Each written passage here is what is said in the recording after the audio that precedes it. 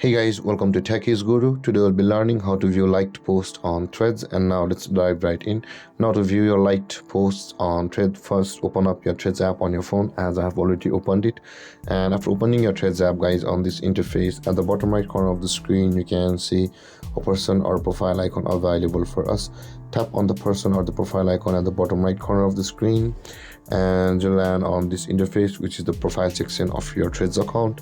And over here at the top right corner of the screen you can see there's a two-lined icon available for us just beside the camera icon.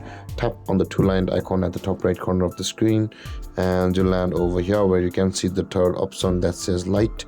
Tap on it and all of the posts over here are the posts which you had liked in the past. And with that being said, guys, this is how you will be able to view your liked posts on threads app. And if you have any confusions or questions regarding your topic, feel free to comment in the comment section below, and don't forget to like, subscribe and hit that bell icon for more videos. Thank you for watching, guys. Peace.